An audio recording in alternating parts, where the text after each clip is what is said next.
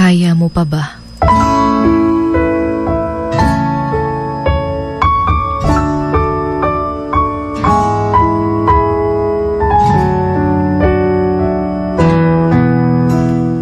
Kaya pa ba nimo bahalag usahay, feeling nimo wala na'y pag-asa?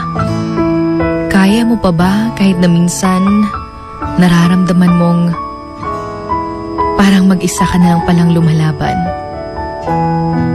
Kaya pa ba nimo bahalag nahigugma kag ayo sa usa ka tawo,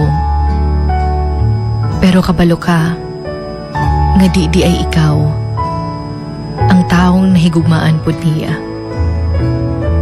Kaya pa ba nato nga usahay lisod na jud kaayo nga makaingon ta nga di man ingon ani sa una, karon hasta nagyong lisura, usahay feeling pag yun nimo murag na pag-iwanan ka na because yung mga kaklase mo noon meron na silang mga achievement ngayon.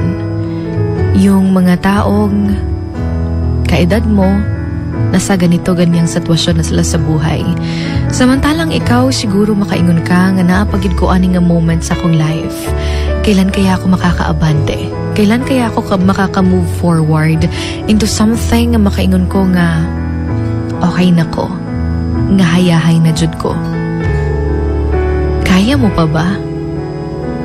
Kaya pa ba nimo nga mupadayon bahalag usahay, feeling nimo mura na lang kagainusara?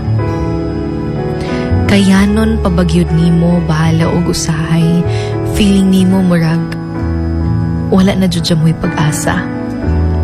Sometimes we tend to compare our life with other people, especially if yan yung nakikita natin. But sometimes yung mga taong yun ay talagang naglisod po sila sa ilang life. It's just yun lang yung nakikita natin. Hindi natin alam yung mga pinagdaanan nila.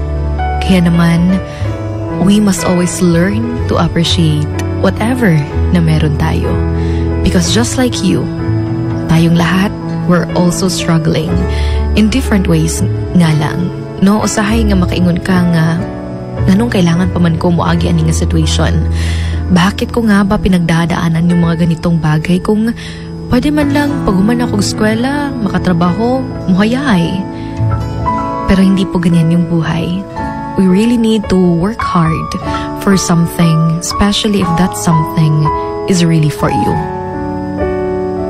Tungod kay mga manindot nga butang, mabot ra gyud sa imuha sa saktong panahon.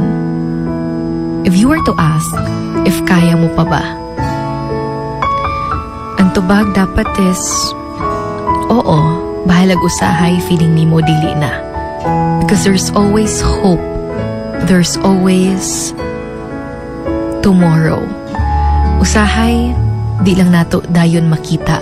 Especially if we always overthink of things nga abi nato og kanabitawang mo nagyud ang end of everything. Mahirap man ang buhay, pero hindi ka nag-iisa. There's always something better for you. At merong pag-asa. Mingon sala nga one day paboran na ta. But you know what? Every day tang ginapaboran. It's always about how we look at everything. How we look everything. No, kung yun sa bitaw nato paglantaw ang usa ka butang positively, nga bahala tuod og ginagmay. Pero that's a blessing. And we should appreciate that.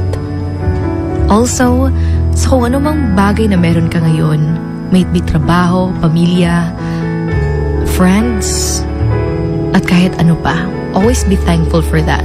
Because not everyone is actually given that the same opportunity na meron ka. At higit sa lahat, huwag mong kalimutan to acknowledge Him in everything.